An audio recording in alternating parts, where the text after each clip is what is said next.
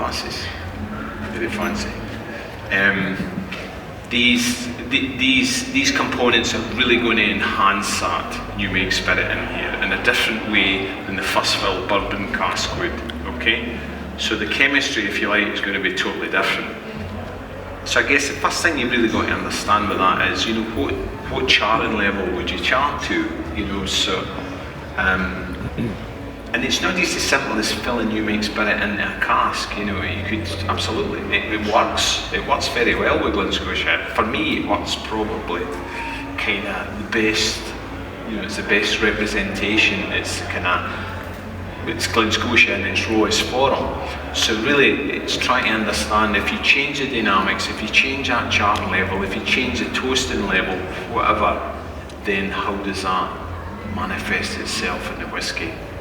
Okay, so let's have a look.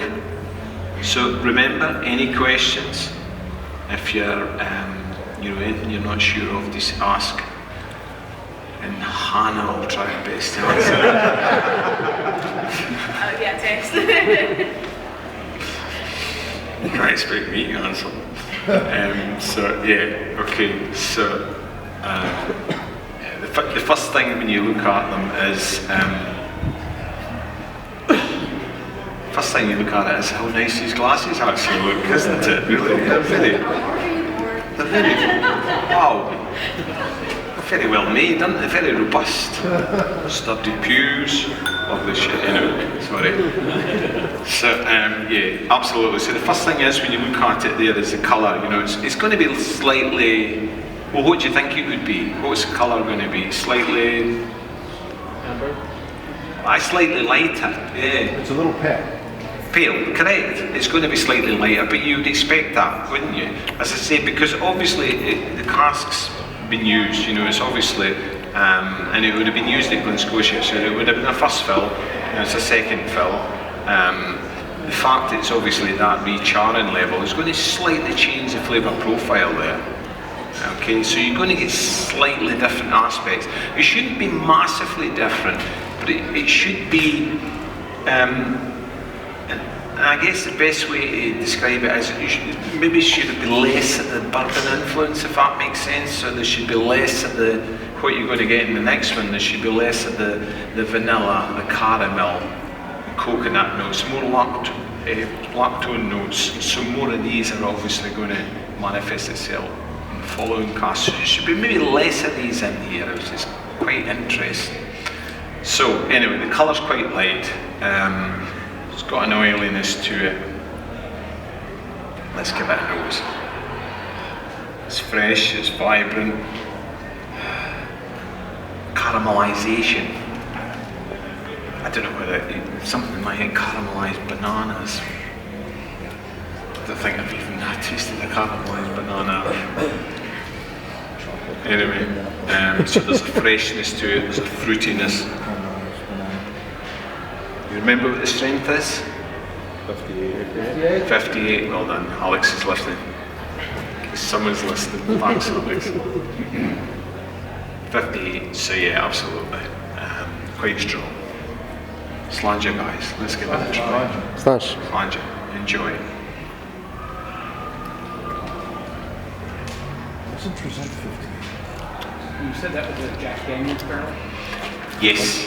That's probably the Yeah, absolutely. Well, there you go. Yeah, absolutely. You know, a lot of that. Plus, I think with the charring aspect, it's probably enhancing it. So it's enhancing the aspect. But you're right, the charring level is probably worth mentioning. So every one of these casks, as I say, they're all different. You know, Jack Daniels, Jim Beam, Maker's Mark, Heaven Hills. So every one of these casks is slightly different. And that's obviously represents itself how they individually make their barrels, how they cooper the barrels. You know, how the trees felled, how the trees treated, how the staves are dried, air dried, force dried, charring level, Maker's Mark. The bourbon's obviously in there slightly longer, you know, it's got more association with charring and toasting, etc. So all these aspects are really obviously going to manifest itself in the final product. So, with the single casks, would it be worth having on the box or the Sorry. With the single casks, would it be worth having what whiskey with bourbon was in that? Absolutely. I love all that. I love all that. And maybe we don't do enough of that. Yeah, I love all that. It's one for Hannah to take note of, marketing. So, yeah, I mean, the information is, brilliant. Just geeky in a way. It is, it is. You might try one and not like it and then like the other, but at least you maybe know because that was JD and that was making mark on it. Yeah, exactly. I mean, you're right. And I think that's the way to go. It certainly is. You know, I don't think you can have too much information. It's whether you want it or not. But at least it's there. There's nothing more frustrating than not having enough information. You know, you're kind of looking at it and thinking, you know, why is that?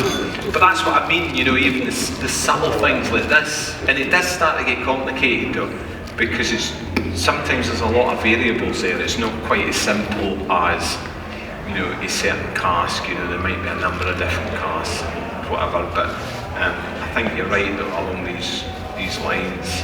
I mean, the Coopers. You know, when you look at the casks, as I say, American Standard Barrel, the Coopers are a huge fan of the Jim Beam cask because in their eyes, you know, it's nothing to do with flavour because that's not really their aspect. They're just looking at the build. You know, how this cask is put together, how it's made, the quality of it.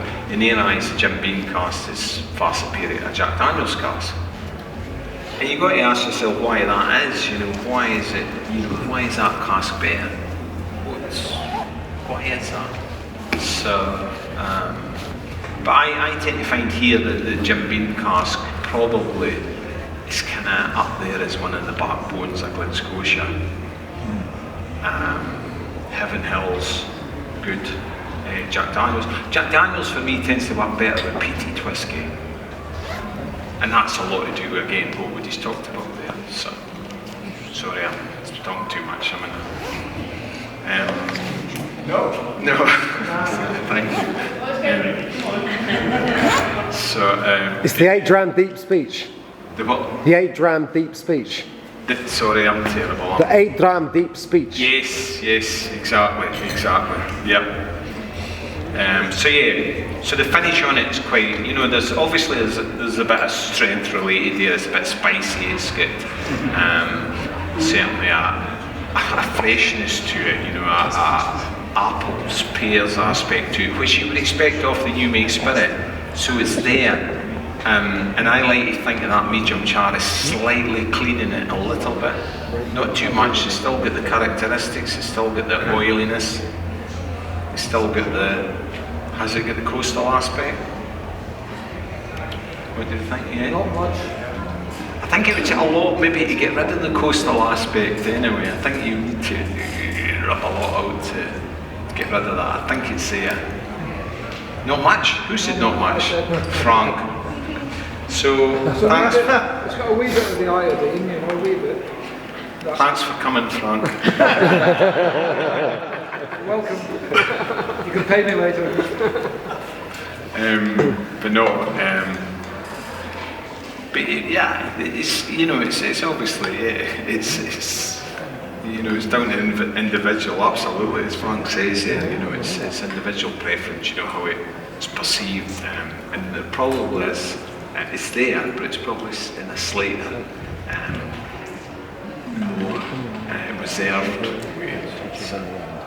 Wonderful. Okay, so that's number one, guys. Okay. Just a quick question. Yes. So you always see Jack Daniel's casks referred to as ex-bourbon barrels in Scotch whiskey, which is technically Tennessee whiskey. Yes. Why is that?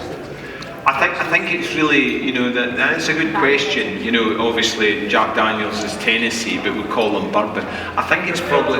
It is bourbon. It is bourbon, but they just have their own name in that state. It's a bit special. It's because they charcoal filter it, and Yes. that takes the bourbon out. Bourbon cannot filter, and Jack Daniel's uses